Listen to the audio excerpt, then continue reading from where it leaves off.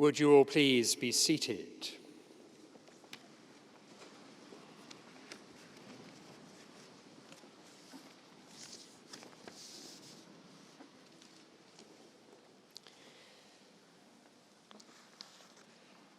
Mr. Chairman, Vice-Chancellor, distinguished guests, ladies and gentlemen, especially those of you receiving awards this afternoon, together with your friends and family. It is my very great pleasure, on behalf of the Dean and Chapter, to welcome you to Coventry Cathedral this afternoon. It's a real delight for us to be able to host this, your very first awards ceremony. We hope the first of many in the years to come. And celebration, I want you to know, is a particularly appropriate note to sound in a building like this. Behind you, the old cathedral, bombed in 1940, is a stark reminder of humanity's capacity for destruction. But this new cathedral was built as a symbol of hope, of how the difficulties of the past may be overcome, of how new beginnings may be discovered.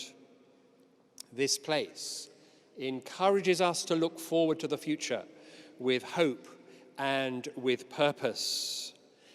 And that is what we are doing today for each one of you who is receiving an award, celebrating your hard work and wishing you the very best for the future.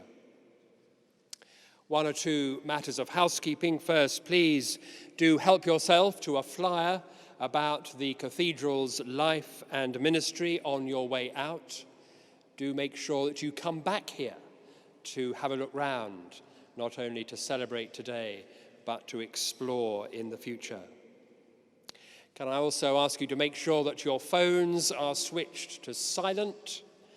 And if you need them, toilets are downstairs, accessed via the aisle to your left and my right.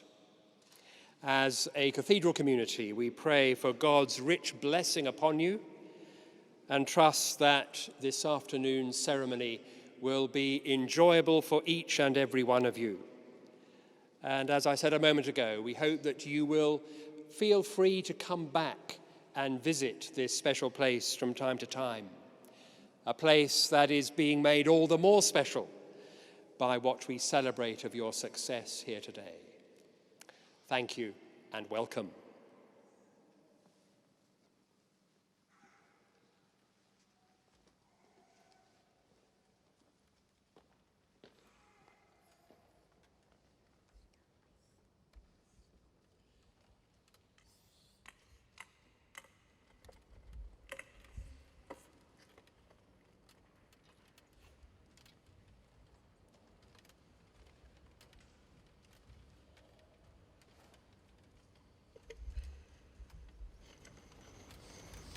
Good afternoon. May I welcome you most warmly to Arden University's inaugural graduation ceremony. I'm very pleased to declare this ceremony open, and thank you all for being here today. I strongly believe that everyone has a right to benefit from higher education so they can unlock their full potential in life. But many people do not take the traditional route through higher education, and neither should they be required to do so. I and others on this stage are good examples of people who have followed a non-traditional route through higher education, which is one of the reasons why Arden University is so passionate about helping others to do the same. When I first joined this organisation, that is now Arden University, some 17 years ago, I had a vision of creating a new type of university, one whose purpose was to make higher education more accessible, engaging and beneficial to people everywhere. And this is now the vision of Arden University. During the many years spent creating Arden University, we identified and encouraged 4 core values across the organisation. These are We support people together. We have created a nurturing environment for our students and staff, and we care about people and the positive difference we can make to their lives. We do the right thing because integrity is at the heart of everything we do. We innovate by valuing open-mindedness, dynamism, and the ability to think differently. Finally, that everyone takes ownership by committing to contribute their best so that together we achieve our ambitions. We have uniquely for a university integrated these core values into all of Arden's courses. These are known as graduate attributes. The aim is of developing these values in our students and helping them to succeed in the future. This inaugural graduation ceremony is therefore a culmination of that vision of 17 years ago, and I'm very pleased that we're here together today to share this historic moment for the university, but most importantly, for yourselves and your families. I'm very proud indeed to see Arden's first graduates cross this stage today. I sincerely congratulate you all and wish you every success for the future. I will now hand over to the university's chair, Professor Sir Tim Wilson.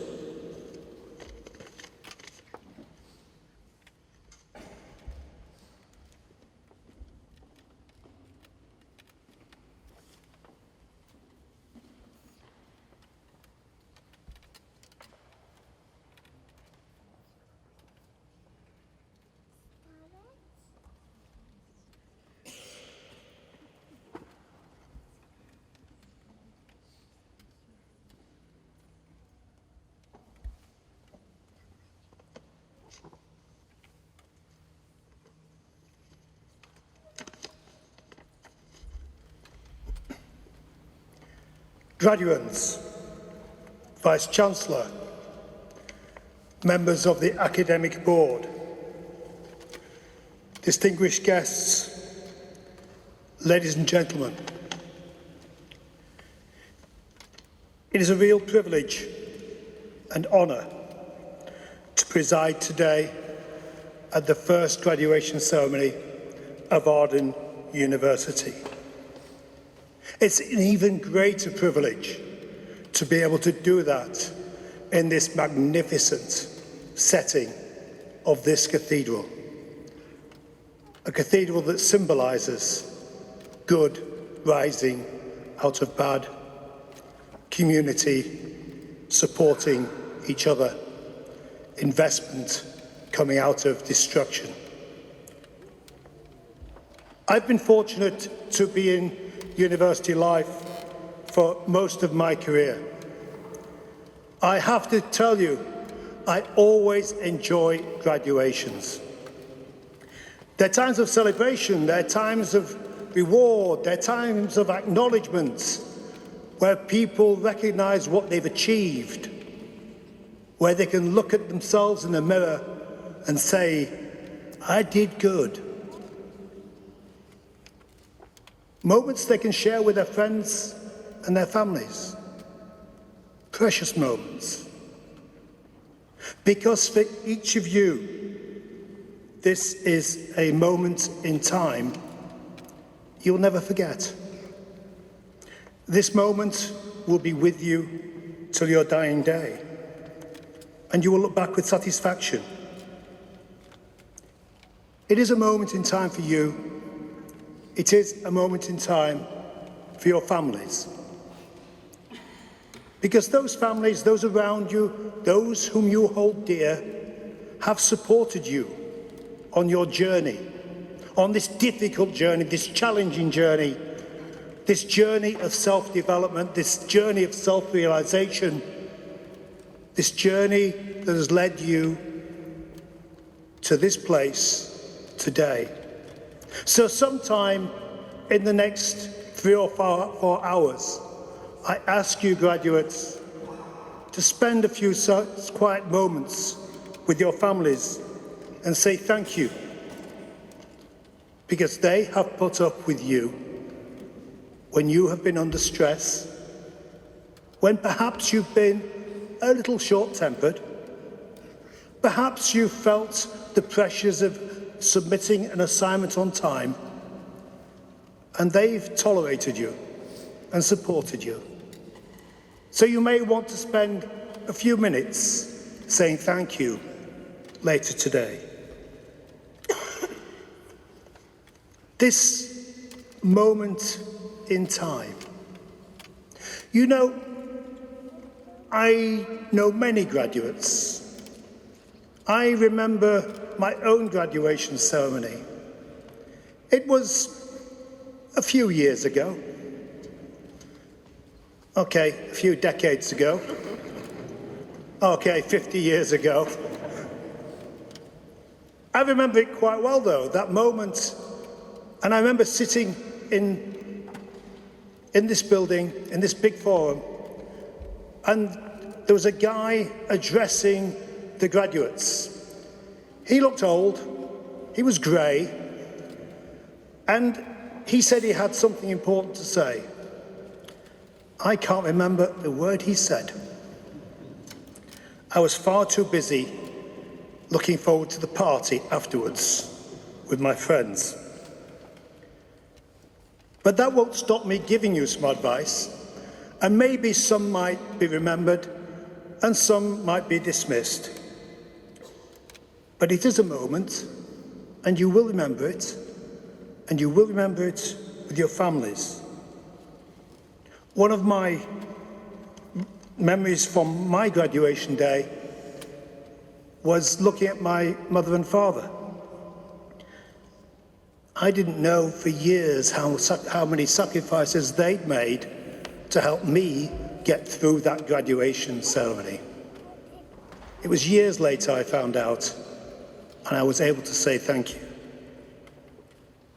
But it's a moment in time also for this university, isn't it? It's our first graduation ceremony.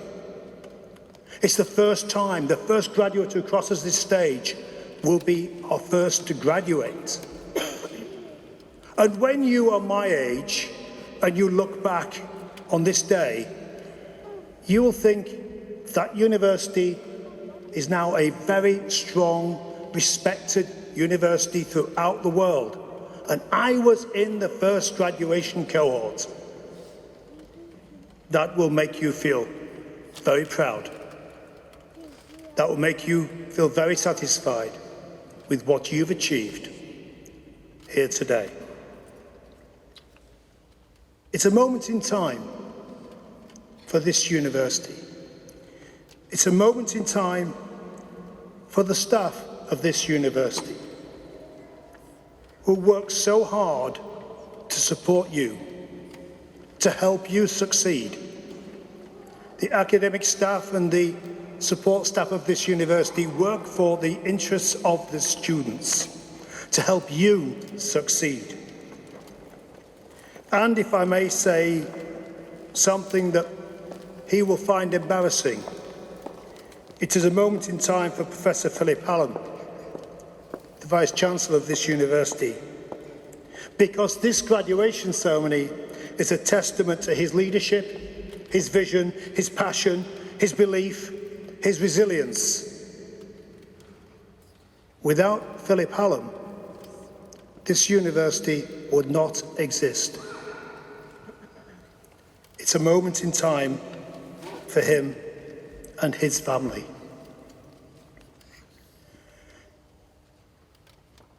When you reflect on what you've gained from your studies, you will think about the knowledge that you've gained, things you didn't know about, things you've learnt, things you can apply. Because the acquisition of knowledge is a key part in our educational process.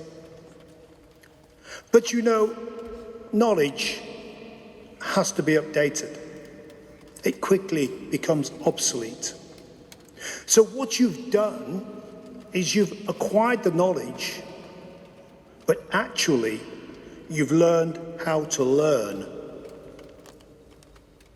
because continuous learning is the essence of your future success. But you haven't just learnt knowledge. You haven't just acquired knowledge. You've improved your skills. You've learnt how to learn. You've learnt how to study. You've learnt how to articulate your reasons. You've learnt how to debate. You've learnt how to listen. You've learnt how to reflect. These are skills that you have gained through your studies. And your self-awareness of those skills is really important for your future.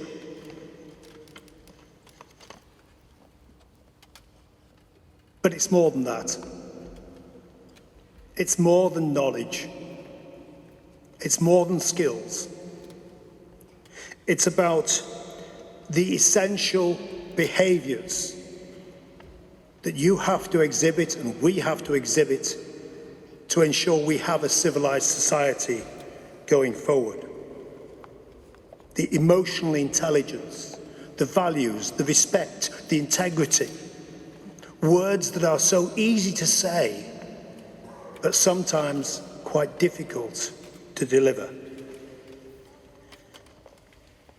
You have learnt how to express yourself, how to understand how other people view life, how to look at the world through their eyes, not just yours, to understand how other people think, how other people view from their position when you look at it, a situation from your position. It is the understanding of how other people think that is a critical part in developing our society. How do other people view what you do? How are you seen in the eyes of others? Have you got the compassion? Have you got the respect? Have you got the integrity? Are you one to be trusted? These are words that develop and define you as you go forward in your careers. You know, I belong to a generation that frequently, too often, looks back to the good old days. The good old days weren't good at all. They were pretty bad. They were good if you were in a position of privilege. They were good if you were in a position of power, but they weren't good for most of the rest of our community. The good old days is a misnomer. We now live in our modern 21st century, multicultural, multi-ethnic, globalized world. That is today. We have to embrace the realities of today and make sure that our communities are respectful and progressive in the context of today, not in the context of some fictional good old days that never were.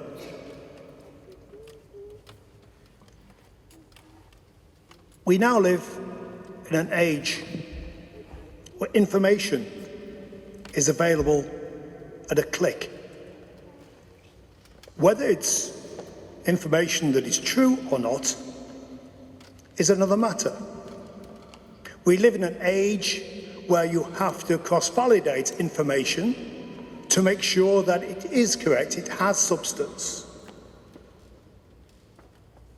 This is part of being a student. It's part of graduating.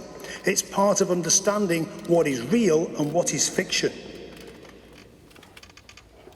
We live in a world where complex issues are sometimes reduced to 140 characters of a tweet.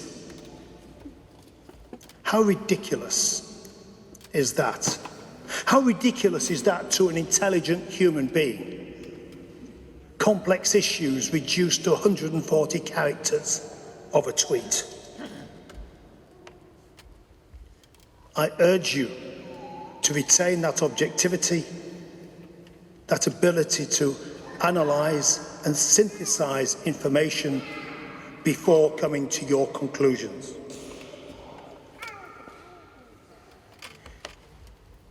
We also live in a world of increasing intolerance, of extremism, of bigotry. You are intelligent people. You are by definition intelligent people. You are graduating here today. I urge you not to be silent in the face of bigotry, not to be silent in the face of extremism, not to be silent in the face of intolerance. Because if you do, that is what will become the norm. You are intelligent people. Stand up against intolerance. Make your voice sounded against bigotry.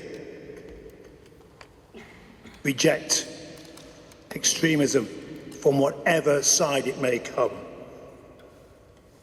You are intelligent people. You understand how other people think, how other people view the world through their eyes. I urge you to use those skills, use that knowledge for the good of our society. Do not stand aside. Do not be silent. Challenge inequality, challenge prejudice, and help others succeed the way these people have helped you succeed. Because that is the measure of the quality of person that you will be. And at the end of the day, that is what matters. When you look at yourself in the mirror and you can say, I've helped others be better. I've helped others improve. I have achieved by my relationships with other people, not through a single transaction, but through a relationship, a supportive relationship, help others to succeed. These values that the Vice-Chancellor mentioned in his introduction: integrity, honesty, innovation, respect. These are values that we must all adapt if the world is to be a better place. Graduates of Arden University, I congratulate you. I applaud you.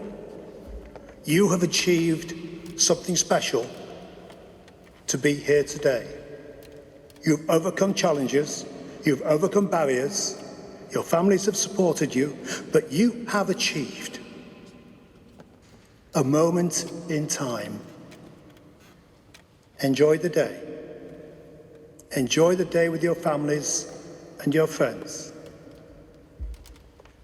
Enjoy the whole occasion. And tomorrow, look in the mirror and say, who am I? What am I? How can I next improve? And who can I help as I go forward in my life? Graduates of Arden University, my sincere congratulations. To your friends and family, my congratulations also for your resilience, patience, and support. It's my honour to preside here today. Thank you for inviting me, and I look forward to meeting you as you cross the stage today. Thank you very much indeed. Thank you.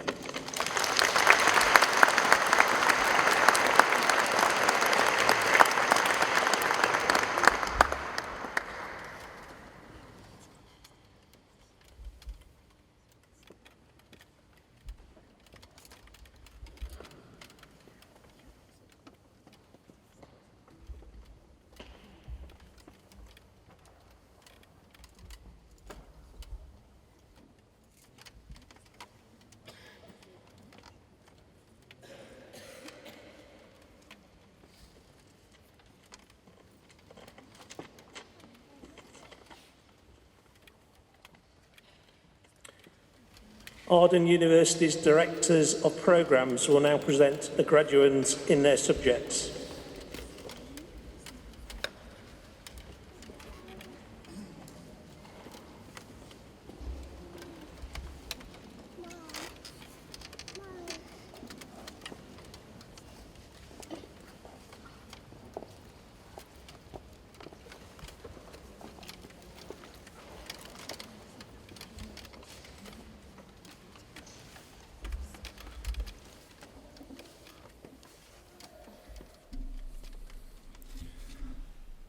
Chair, I now present the graduates from Business, Technology and Graphic Design programmes. Suzanne Halpin.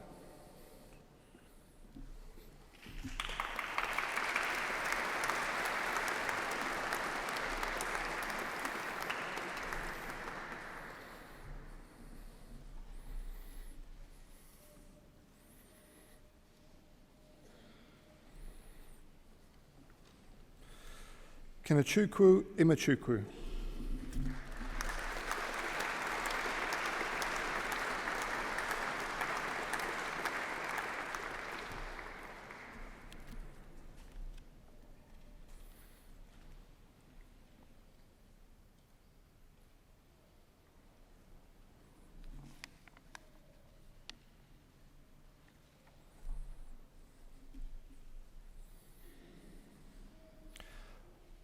Marjorie Muaba.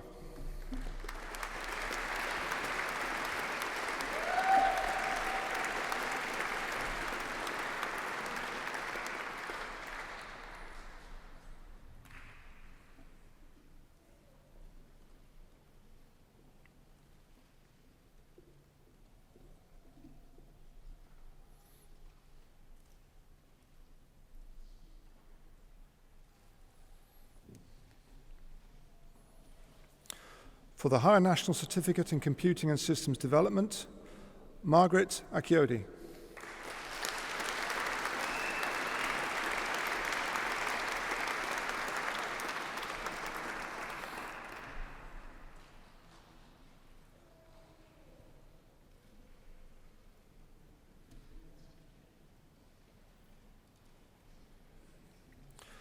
Karam Bolina.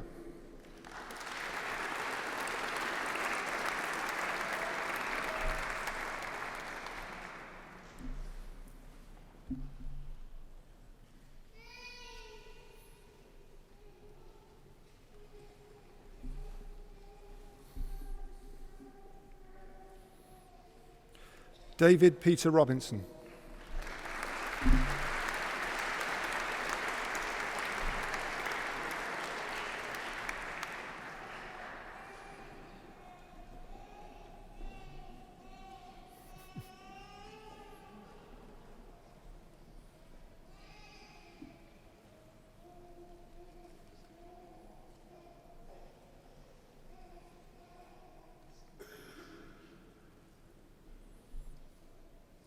Kulvinder Singh.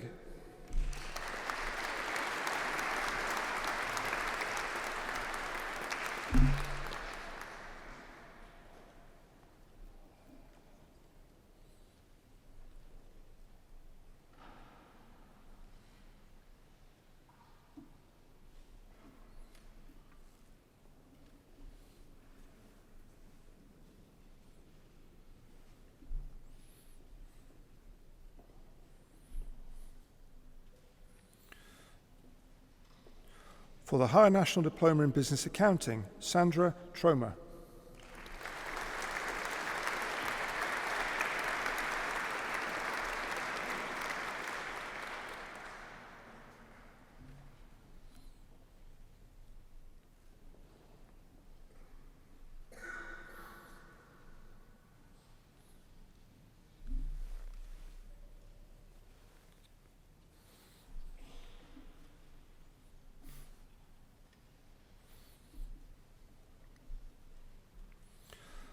For the Higher National Diploma in Business Management, Gavin Dell.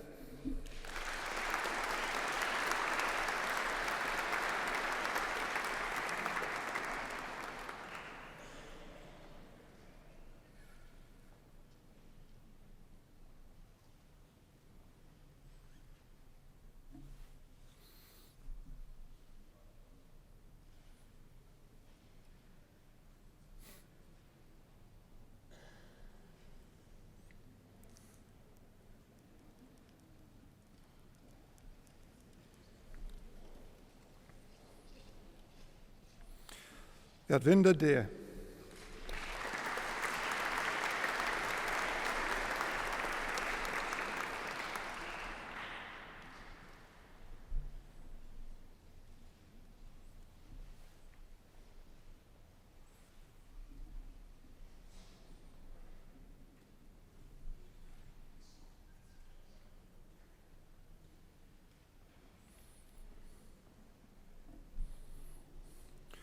Odua Sylvester Adenin.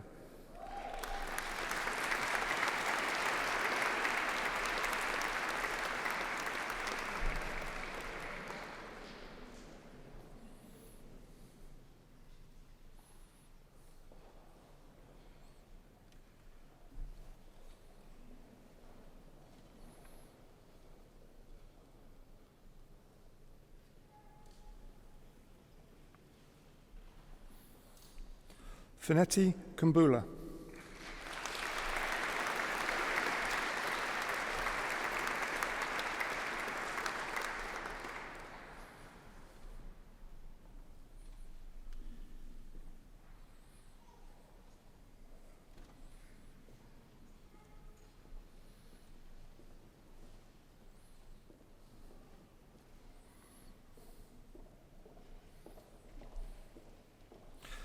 Alfreda Nagondi Martins Pupe.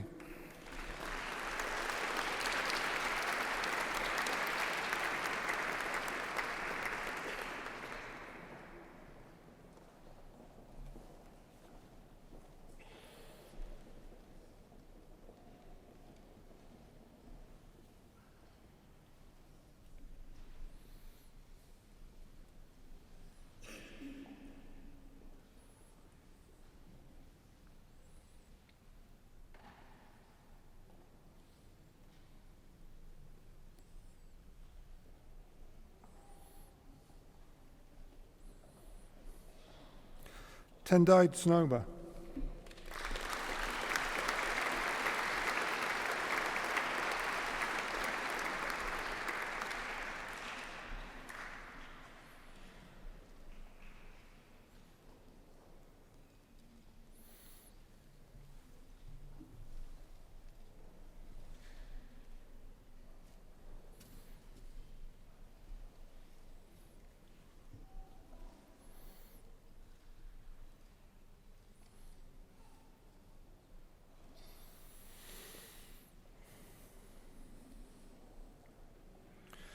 Jonathan Saliba.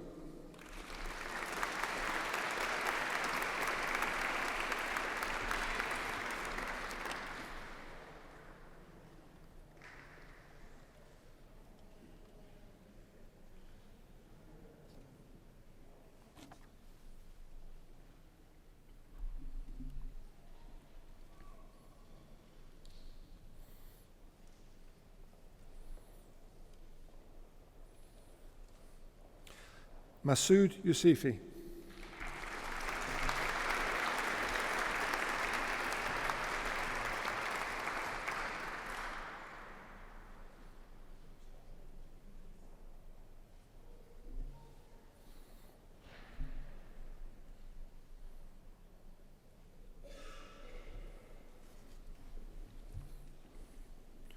For the Higher National Diploma in Computing and Systems Development, Shahid Iqbal.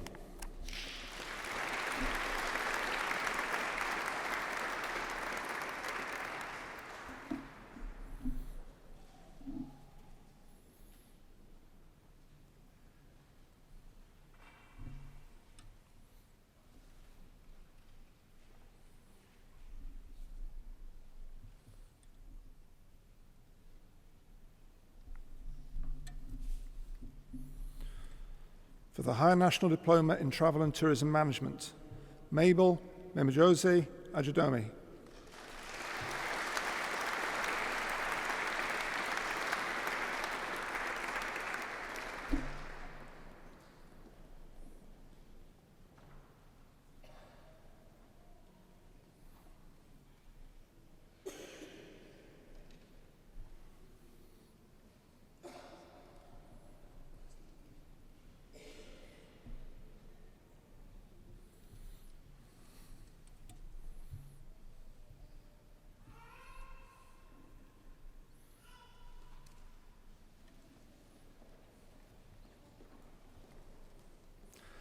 Anne Oxenbury.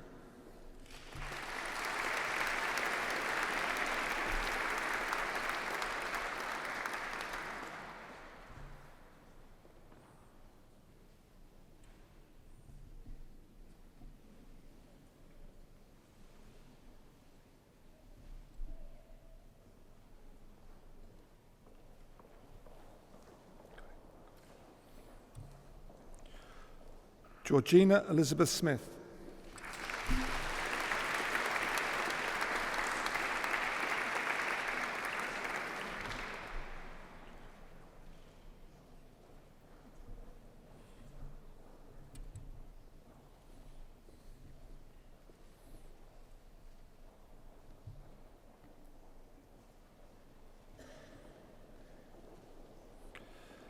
Abel Chinwendu Wali.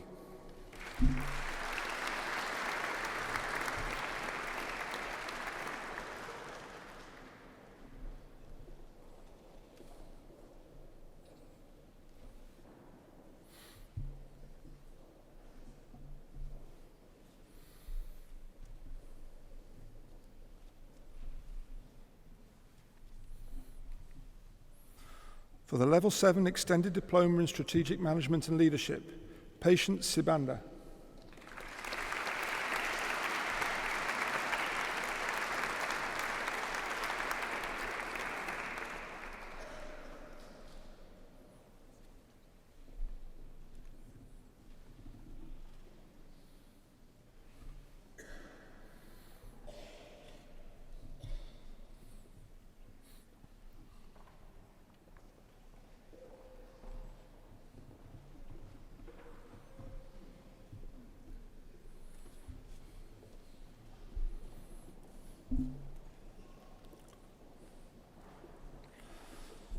For the Bachelor of Arts with Honours in Business, Marsha Valerie Bijou.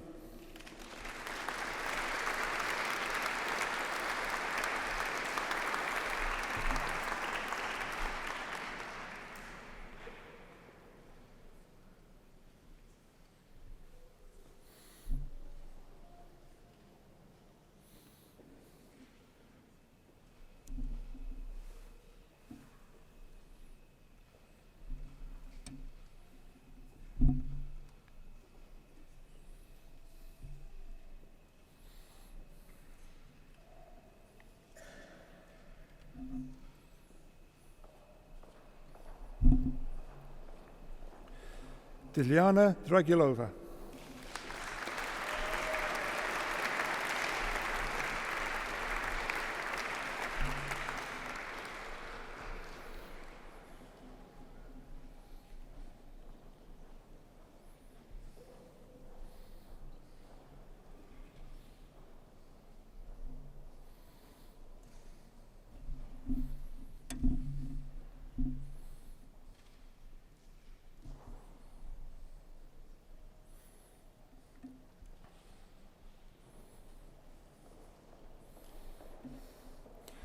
Nigone Muchechetere Tapuma.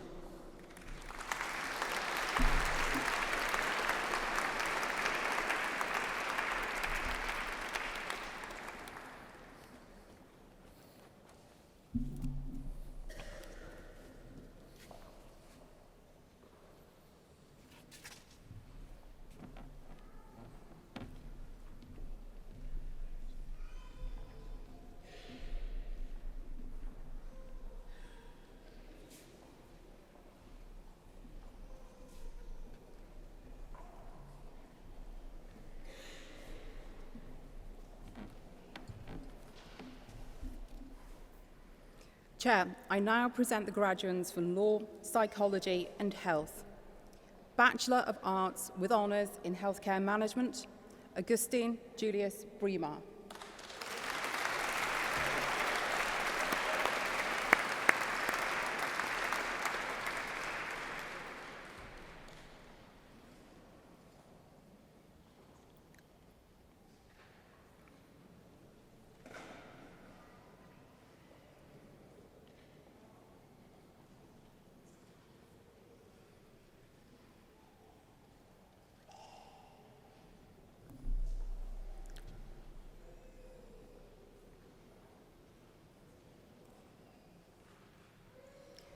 Genesee Anne-Marie Chandon.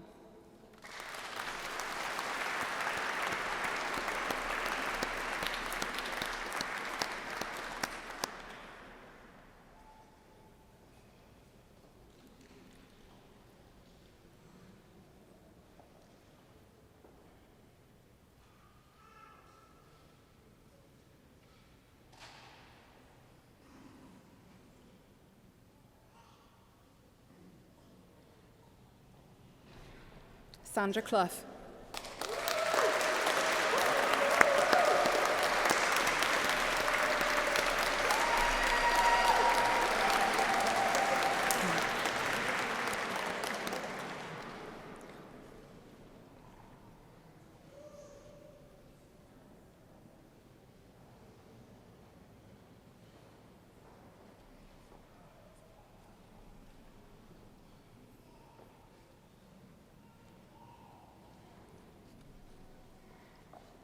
Nadine Selena Daniels.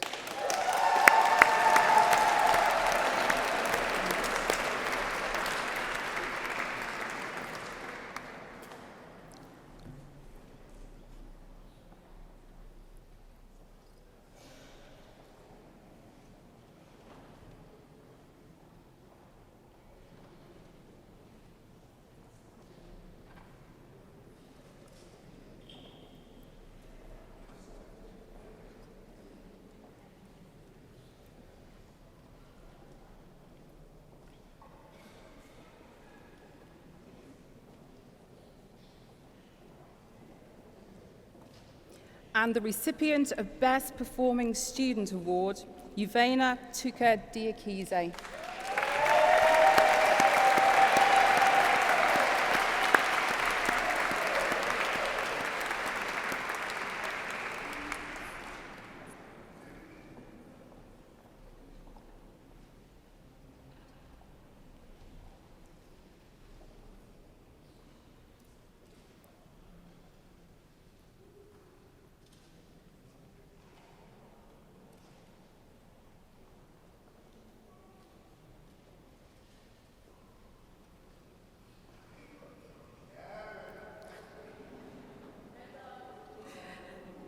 Carleen Maud Elaine Duncan.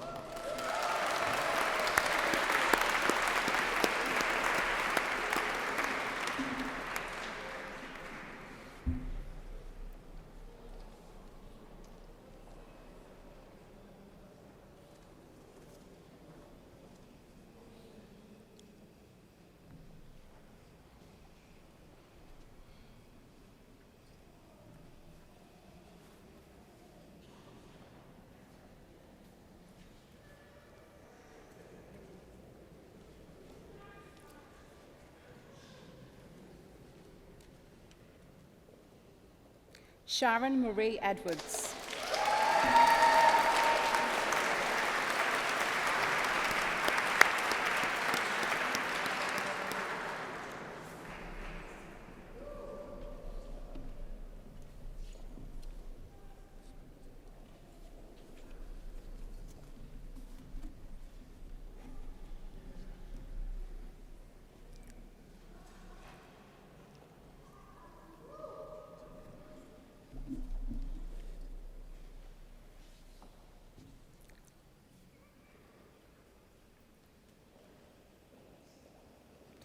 Mabinti Salam Fofana.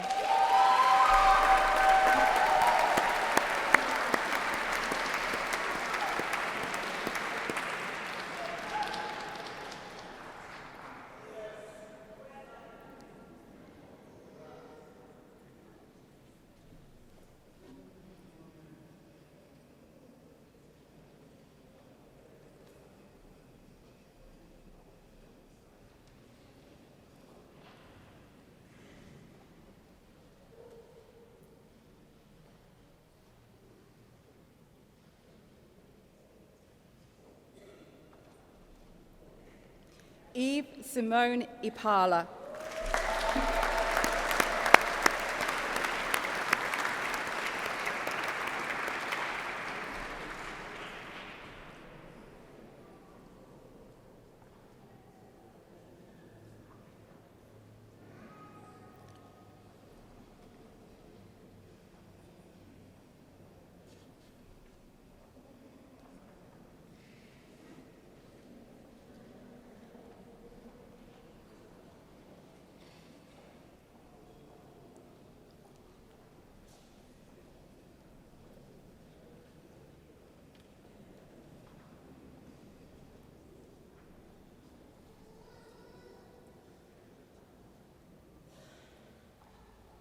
Mohammed Jallo.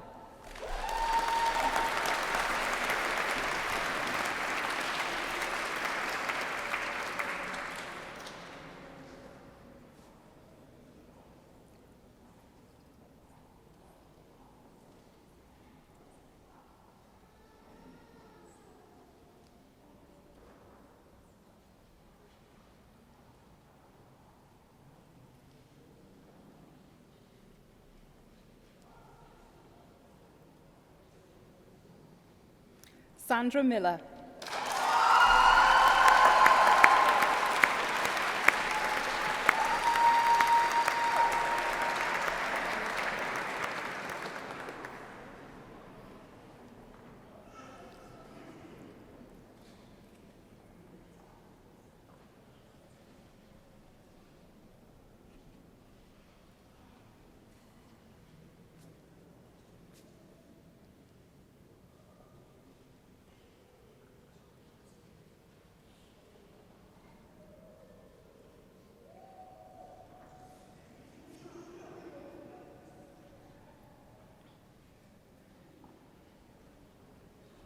Wanga Eugenie Mopupola.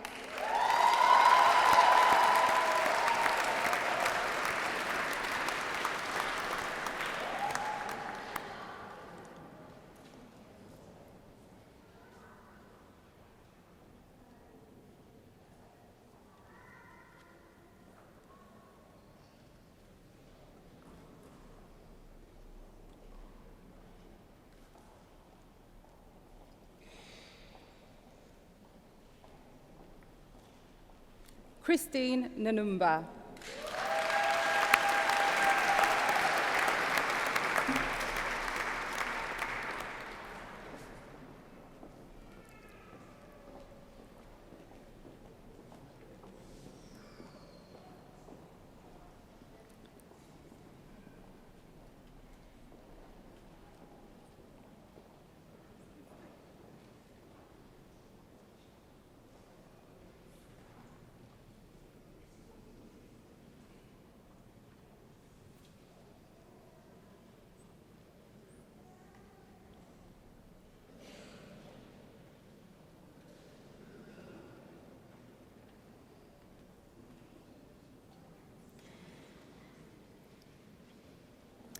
Esley Shepherd.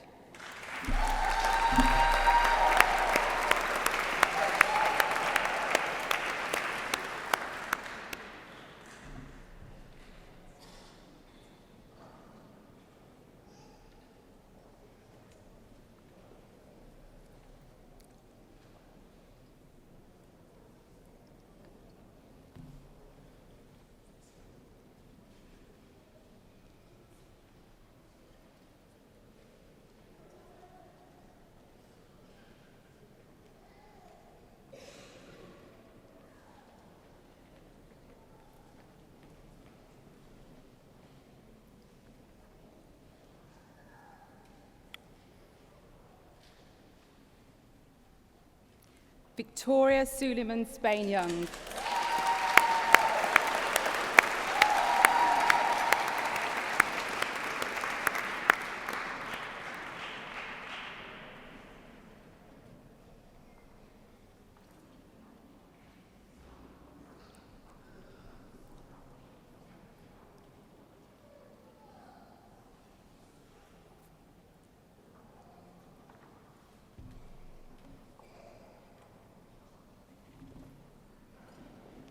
Joyce Takawira.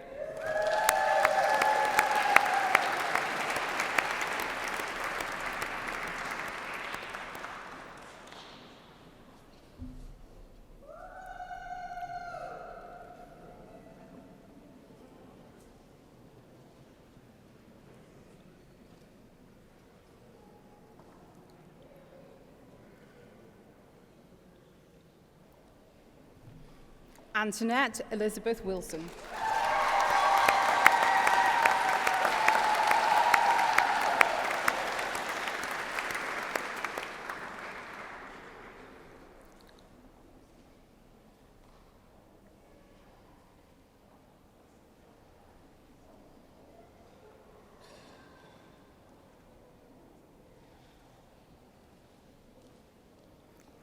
Angel Ntote Zibantote.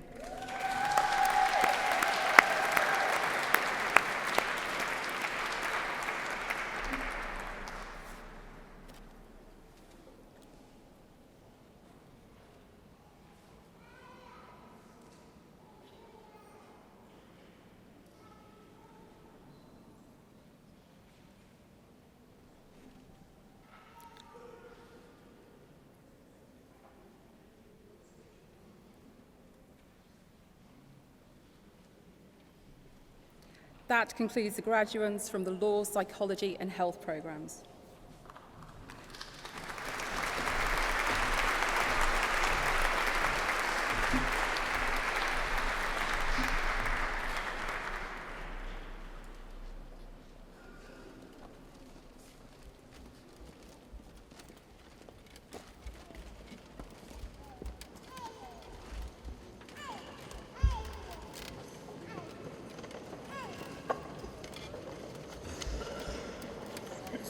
Arden University's Pro Vice-Chancellor will now present the honorary graduand.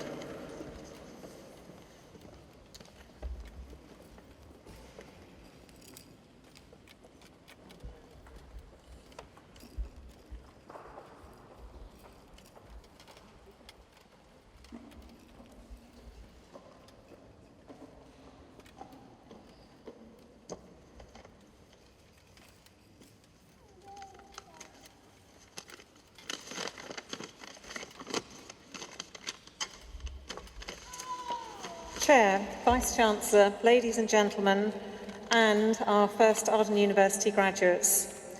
Please allow me to introduce you to Pauline Roche, deemed by us all to be a fitting recipient of Arden University's first honorary doctorate. We believe that Pauline upholds and represents the values that we at Arden hold dear: supporting people, doing the right thing, innovating, and taking ownership.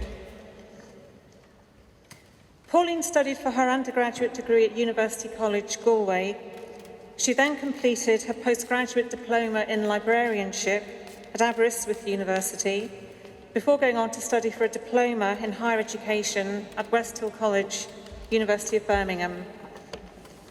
Since then, Pauline has developed her career working with the voluntary sector and striving to make digital technology accessible to all, especially those who seek to also do the right thing. Pauline has acted as chair or CEO for a number of voluntary organisations, and she's currently chair of West Midlands Funders Network, an organisation that supports funders in improving their grant-making activities to charities in the region. Just over 10 years ago, Pauline and her husband Ted founded R&R Organisation, a social enterprise organisation. Supporting people is at the core of R&R's mission. Pauline has also co-founded BCSS Camp, an open space event for people in the voluntary sector infrastructure wishing to learn how to make technology work for them and for their organisations. These events are free for those wanting to learn to use web or mobile technology for social good. Pauline participates in NetSquared, a global network of individuals and organisations, each working to promote technology for good.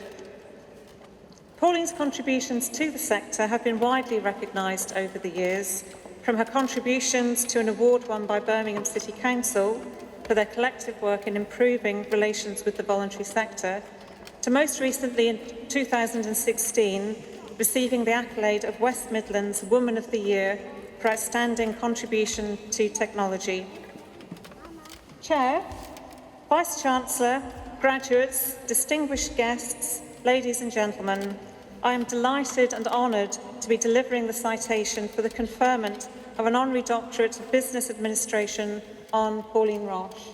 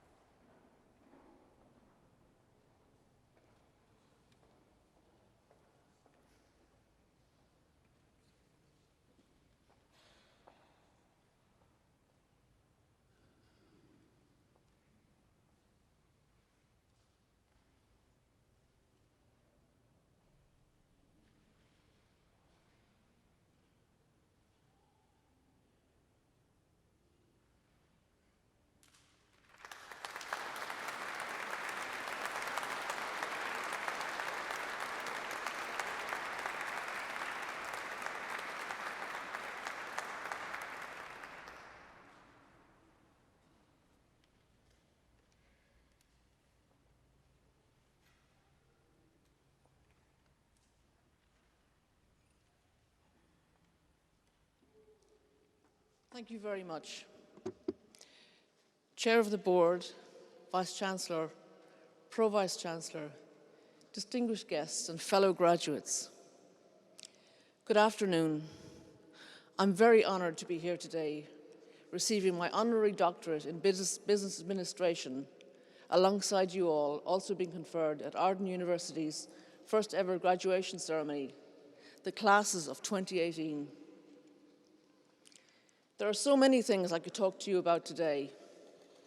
I'm a 55-year-old middle-class white female, an information scientist and community worker, an immigrant from the Republic of Ireland to Britain, disabled because of a road traffic accident when I was 25. I've lived in Birmingham since 1984 and I'm married. I was one of the co-founders and spent 13 years working on Birmingham St. Patrick's Festival with one event, the St. Patrick's Day Parade, that annually brings up to 100,000 people onto the streets of Birmingham.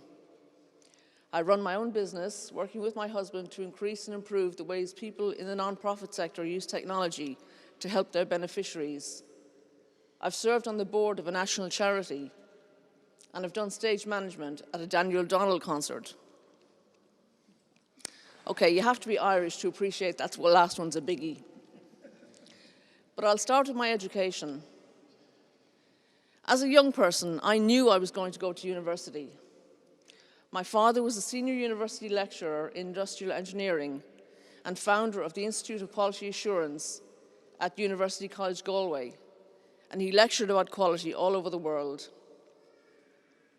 My mother was a qualified pharmacist, a rare thing for a woman to be in 1950s Ireland.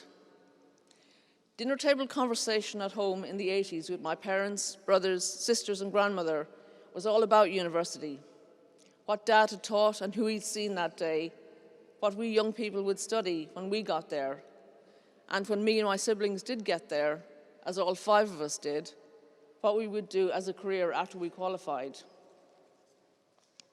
I enjoyed university, studying English and French for 3 years, and after I left that first university, I pursued a 1-year postgraduate diploma at the College of Librarianship in Aberystwyth.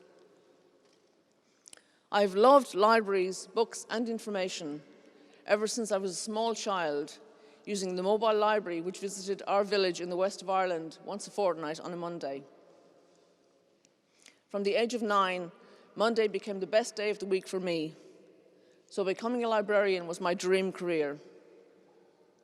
Incidentally, computers was an optional course at Aberystwyth, not a requirement, and in my infinite wisdom, and against the advice of my dad, sorry Dad, I decided not to study them. I thought they were for geeks. Looking back at my career, now that I'm a proud geek myself, I can't believe this. I know now that going to university is a privilege that not everyone is granted. I recognize that because of my education and career, I'm in a privileged position and that I can change things for other people. A lot of what I do is advocate for change on behalf of other people. Because of the structures at Arden University, it seems to me that more people than before can access the privilege of a university education. My passion is that everyone who wants to learn can learn what they want to know. My life as I knew is changed when in 1988, 4 years after leaving Ireland and arriving in Birmingham, and 1 year into being the librarian in the architectural practice which designed the International Convention Centre and Symphony Hall, I was knocked down by a double-decker bus. I spent the next 3 months in hospital being cared for by a team of brilliant nurses, nurses' aides, and doctors. I learned to love and appreciate the NHS during this time, and I've never forgotten the brilliant services I received. I sustained multiple fractures in the accident and was lucky not to lose my leg. I underwent several operations, including skin grafts, and because of the injuries causing a compromised lymphatic system, I now have lymphedema. On the upside of things, because of the accident, I met some brilliant people, including one I married, my beloved husband, Ted Ryan, sitting in the front row. We were introduced by a mutual friend who thought we'd make a brilliant couple, and he wasn't wrong. But I'm skipping ahead. After the accident, I decided I wanted to have a career doing social good rather than working in the private sector. And I subsequently worked for Disability West Midlands, the Council of Disabled People South Warwickshire, Coventry Irish Society, and during that time I took my diploma in youth community and play work at the University of Birmingham, and then the European Anti-Poverty Network. Over this time I also joined the board of a national Irish charity, now called Irish in Britain. Wanting to understand how the public sector works, I then spent 7 years at Birmingham City Council, working locally, then across Birmingham, to improve the relationship between the council and the voluntary sector, for which we won an award, increasing voluntary and community sector service delivery. I helped to design and implement an extensive change management process from grants to commissioning. I then went back to the voluntary sector to become Chief Executive of the Digbeth Trust, a grant-giving and capacity-building charity. My biggest project there was a £500,000 project to support capacity-building services across a network of specialist infrastructure groups. I was building a new career from doing social good. Throughout my career development, I continued to learn and use my skills in other areas. One of the best courses I've done as an adult is called Sharpening Your Edge, a strengths-based leadership course which enabled me to recognize and maximize the strengths I have, rather than try to make up for any deficits. It seems to me if more courses were like this, we could be happier doing things we're good at, rather than feeling bad about the things we don't do so well. My strengths are belief, connectedness, developer, ideation, and input. In 2008, after having worked for over 30 years in the public sector, my husband founded Or Organisation, a social enterprise supporting data-informed programs focused on asset-based community development and tech for good. And from 2009, we worked together in the business. How does a married couple work together? We complement each other's work. Ted in the areas of governance and finance, and me in IT, including social media, and helping women improve their use of technology. I specialize in change management, voluntary and public sector relations, and relationship building. Between 1995 and 2008, we had worked together voluntarily in a team to develop and grow Birmingham St. Patrick's Festival from 5,000 people in 1996 to a high of 135,000 people in 2004, while also both having full-time jobs. We worked on operations, administration, fundraising, and an oral history project which included a book and an exhibition. We both care about the community, making a difference, social justice and civil rights. We learned each other's strengths and we learned to complement each other.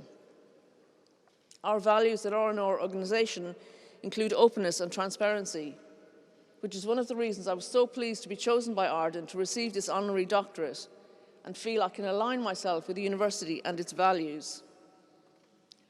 Also in 2008, my dad became ill. Having our own business and being able to work in the cloud made it easier for me to travel to Ireland every 6 to 8 weeks to support my parents, along with my siblings. Sadly, my dad died in 2010, and I now go to Ireland every 8 to 10 weeks to see my mum. Her neighbours are brilliant, and Mum has a great social life with her senior club, bridge club, and regular cinema visits with another widowed friend, as well as multiple family outings. We have an annual family holiday with my mum, my 4 siblings and their children, and now 1 great-grandchild. In support of our work aims, and as part of being part of the Smart Cities ecosystem, I'm on the steering group for the Open Data Institute Birmingham.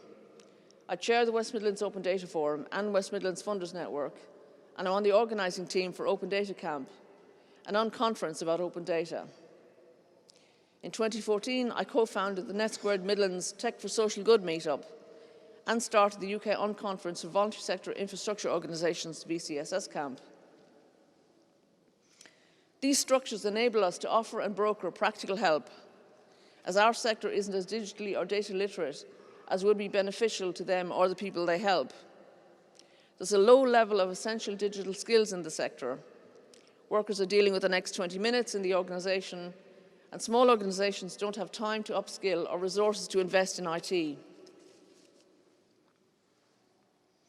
Through my networks, I've learned lots about open data, and as a librarian and information scientist, I'm pleased that we are there to help people explore the world, not to leave people fall for half-truths and myths we get so much of on social media. One of the events we're working on this year is the first National Data for Good conference in Birmingham in November, along with 8 other non-profit organisations. I love the internet, and especially social media. I tweet, I have sole responsibility for 7 Twitter accounts and shared responsibility for 1 other, and I've been on LinkedIn since 2008. Social media has enabled me to connect virtually and then sometimes face-to-face with people all over the world. I have over 3,600 followers on my personal Twitter account and nearly 2,000 connections on LinkedIn. These are my 2 favourite social media platforms. I use them extensively, and I teach other people how to use them. I use LinkedIn as a personal CRM, an online CV, and a memory aid for when I'm writing or filling in forms, or as a search engine. It's a place to ask questions and share ideas, and helps you remember what I did 10 years ago. As a woman working in technology, I'm a member of the global online community for women in tech, ADA's list, and have organised meetups of the West Midlands members, as well as being a member of the women's business organisation, Shakti Women. We meet every Tuesday, all year round. Locally, I'm on a Women in Tech working group for Silicon Canal, which is the network of tech companies in the greater Birmingham and Solihull area. From the foregoing, you'll see I'm a super connector, organising information, events and people, helping people to understand digital as the world we now live in, and digital transformation as changing to keep up with the world we now live in. At a recent event, when the person I was talking to described digital as the future, I said it was now, and I realised that what I've always tried to do is make now better. I see the potential of the internet to help people in non-profits develop the essential digital skills of communicating, handling information and content, transacting, problem solving, and being safe and legal online. Working with communities and businesses in R&R, we do not wait to be asked to act and make a difference. We encourage people to act within communities for a social purpose and to seek forgiveness rather than permission. We also say it's okay to fail. How can you succeed if you don't try things and maybe fail? I spend most of my time with people who are working to disrupt the system because the current system does not offer everyone an equal chance to achieve and be happy. I almost said successful there, but I think happiness is more important. When I was younger, I remember telling my parents that I would always be rich as long as I had my friends and family, rather than measuring richness in financial terms, and this is how I measure my success. I work alongside other change makers at Impact Hub Birmingham, being inspired daily by people, many of them younger than me. I remember being their age and being disrespected simply because I was younger. I try to ensure that doesn't happen on my watch. The things I most enjoy doing these days are scrolling through Twitter, horizon scanning for valuable content, riding a four-wheel bike, gardening, reading and writing. In work, we are establishing a new cohort of partners outside traditional voluntary sector activity, and we've been developing this work of data-informed decision-making alongside our clients, mainly in hacks and non-conferences. Business is part of what makes a good society, as long as it works in harmony with the community to provide needed activities, goods and services. There are many unneeded things in the world, but as I get older, I try to acquire less and experience more, except for colourful shoes and tights. I think they make an outfit, and they've become my trademark. Women have always been a huge influence in my life. So as a proud feminist, I say, here's to strong women. May we know them, may we be them, may we raise them.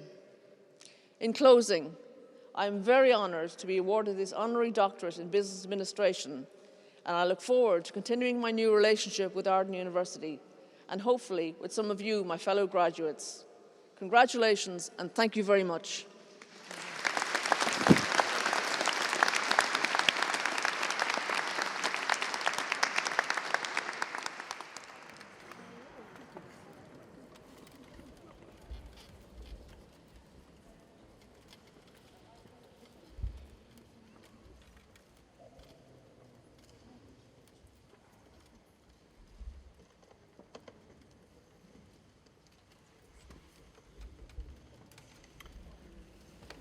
I now invite the Chair to bring our inaugural graduation ceremony to a close.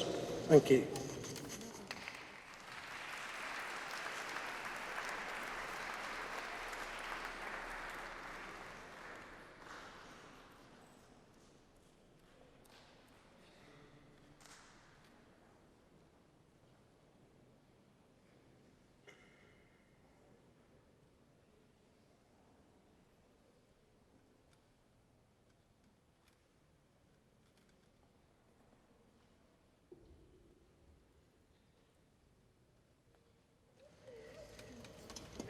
Ladies and gentlemen, I said with my welcoming address that it was a time for celebration.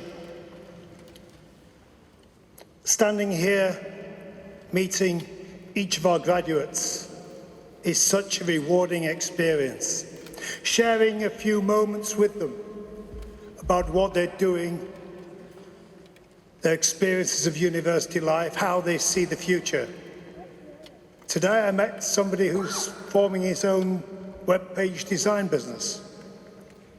Another graduate forming their own aromatherapy business. Another one working with disadvantaged children in mental health.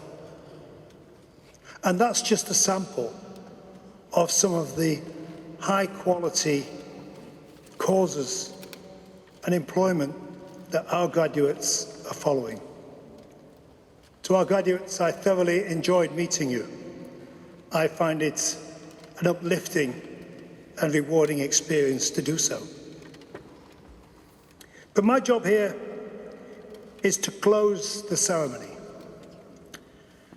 And being an academic, I'm supposed to find quotes from ancient Greek philosophers or people of wisdom or scientists or humanities professionals. But I'd rather do something a little bit more contemporary. We talk about values. We talk about you defining yourself. We talk about your integrity. We talk about your ambitions. So I'm going to close the ceremony with a quote from Heather Small. Heather Small's lyric, 2001, Proud. And I quote, "You could be so many people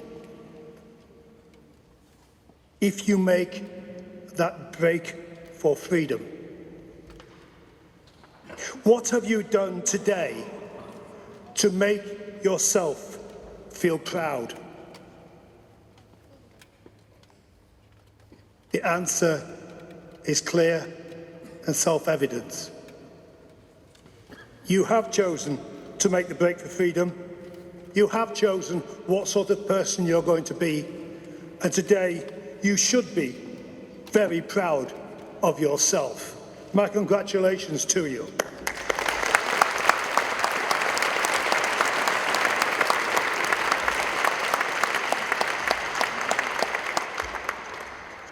May I now please ask you to stand for the departure of the academic procession, followed by our graduates. Thank you.